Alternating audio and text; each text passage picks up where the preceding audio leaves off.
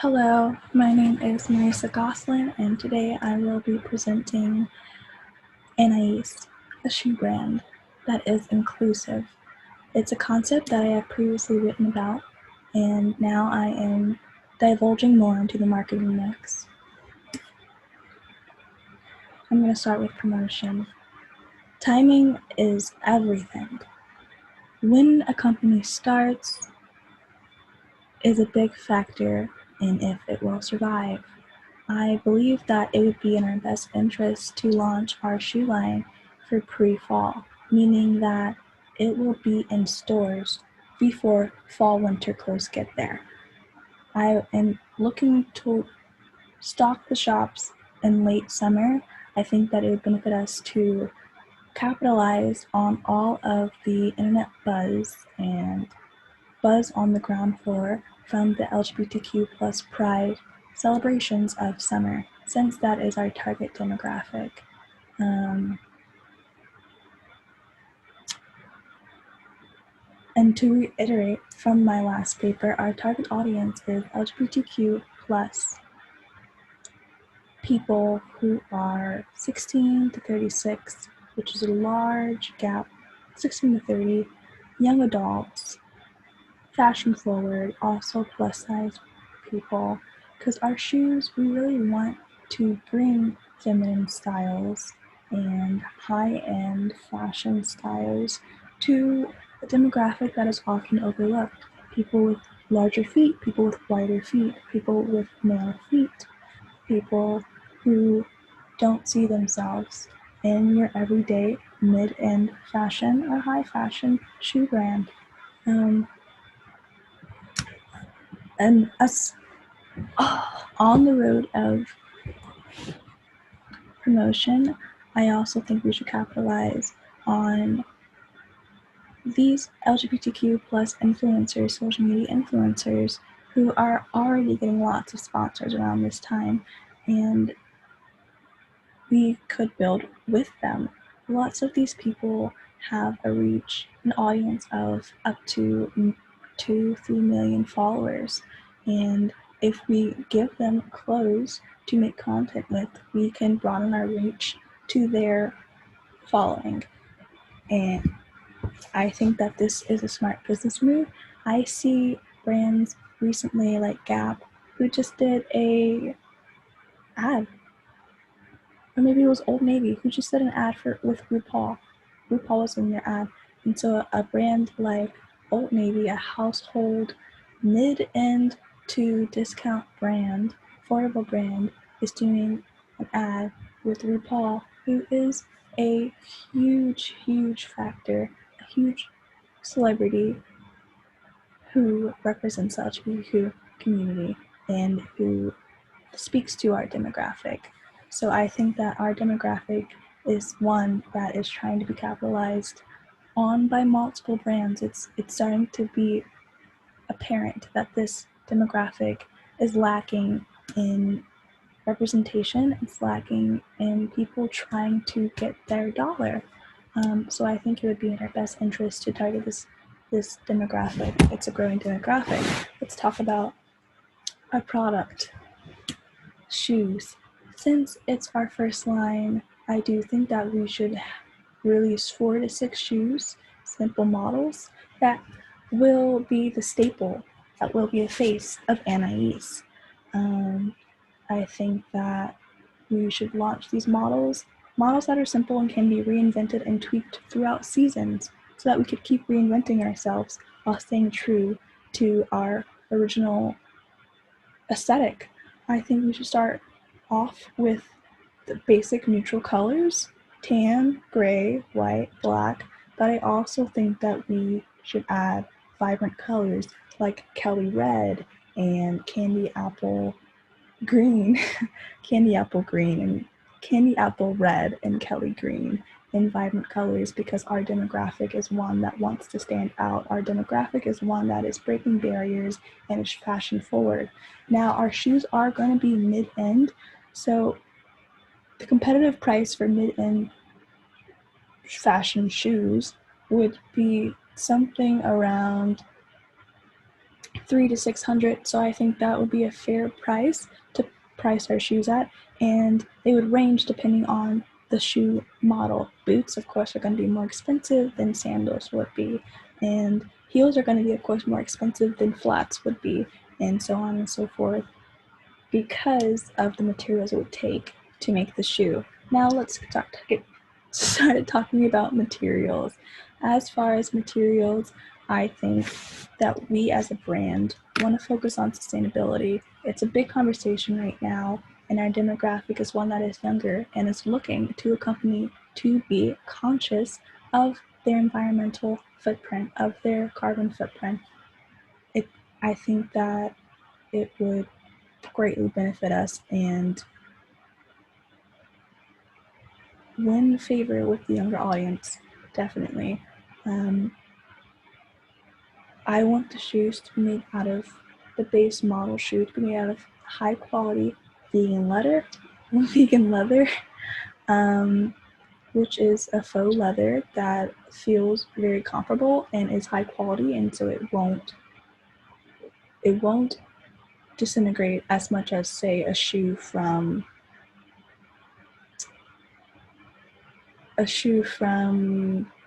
Forever 21. We're going on the opposite. A shoe brand that I could say is comparable to the material I want to use is Doc Martin started using and implementing vegan leather to some of their docks, and they still last just as long as the leather docks. I think that is the quality we want to look for. As far as the customizable aspects of our shoe, I would like them to be made out of sustainable materials as well, and I was thinking something more along the line of biodegradable plastics, and materials that can be recycled. I obviously understand that the materials that are going to be used to customize the shoe will be coming from a 3D printer. So it needs to be something that is compatible with the machinery. And that's what kind of makes it a little bit hard on trying to find a material that is still environmentally friendly. Now, let's talk about manufacturing. The manufacturing price, because we are buying equipment, will have a substantial upfront cost. We would be needing to obtain 3D printing equipment and finding a production facility. And of course, I will not be looking for a production facility in an area that is highly populated and has a high real estate price. That is not business savvy. I will likely have a price point of $100,000 to $150,000 for our production facility, and an additional $50,000 to $100,000 for our machinery.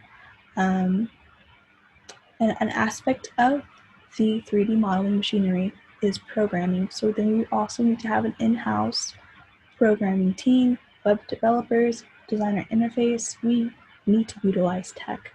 That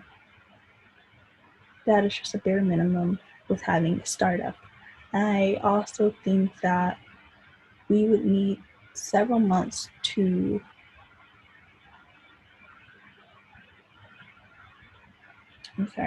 effectively mesh together a design tool. You have to consider that Anais is a mid-end luxury brand, and the prices of our shoes will be comparable to what we are putting in with our materials. I think that it's fairly priced, and I think that it will yield a decent profit. The shoes will come in a box, a standard shoe box that is black and glossy, a glossy black embossing, and it will have the logo on top of the box and the standard shoe sizing details, on the side of the box. Now let's get more into pricing. As I mentioned previously, Anais is a mid-end luxury shoe brand, and our prices will range between $300 to $600, $700. We will own a website and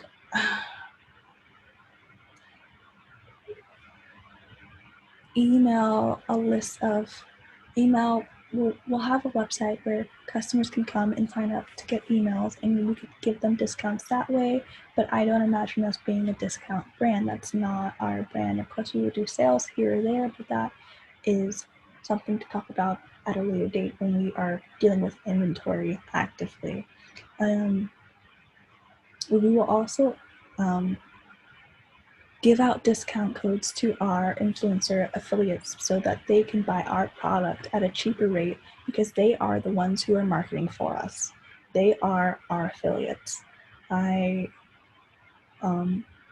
also have seen Klarna Bank AB. I don't know if you've seen the ads, they have them everywhere. And it's a Swedish brand, a Swedish bank that provides online financial services. I've seen them do a lot of ads with RuPaul Drag Race contestants and other members of the LGBTQ plus community who are famous, who are influencers, and I see them reaching our same demographic. And I think that if we would offer payment plans, that is the company we would partner with because they are already in the market. They are already partnering with brands that are marketing to this demographic that want our target demographic. Now, we've talked about price, we've talked about promotion, and we've talked about product. The last and final P is place. I think that it would make the most sense for our first store to be in New York. It is where the club kid scene started, which spawned RuPaul, and it's been there for years and it's still there. And I think that it's still going to be there. It's a staple place for the LGBTQ community and for the fashion community. And so I think that it would be a good cross section and it would allow us the most foot traffic in person for that we would still be reaching our target demographic. We would also do pop-up shops in strip malls and malls and boutique areas around the world in metropolitans. I think that would be a nice way to excite customers who maybe don't have access to a store in person, who maybe will never come to New York, so that they could have a taste and a feel of the experience of going to a brick and mortar and seeing what it feels like, the textiles of our shoes. I also think it would be a smart way to test out a market before purchasing a store there, before having to purchase a store and pay taxes and operation costs. I think it'd be smart to test the market by having a pop-up shop for a few months and seeing how it does. I also, of course, our main distributor of our brand will be our website. And that goes for, I think, every fashion brand as far as right now we are in a global pandemic and we can't always go out and shop. I think it's a staple to have a website with a good user interface, a good design, a good layout, and that feels accessible and easy and fun to use.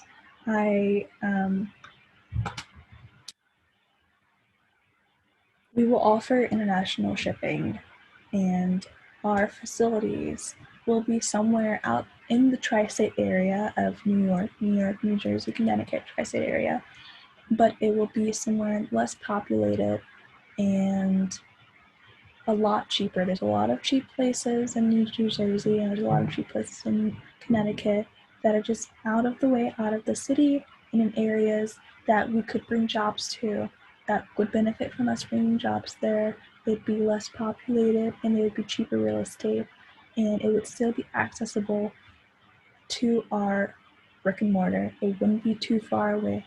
It would be less than 10 hours of a drive, less than really 6.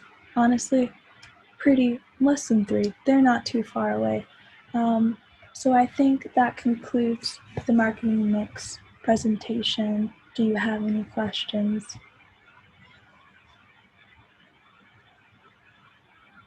No, that made a lot of sense. Great idea. Do you have any questions? Yeah.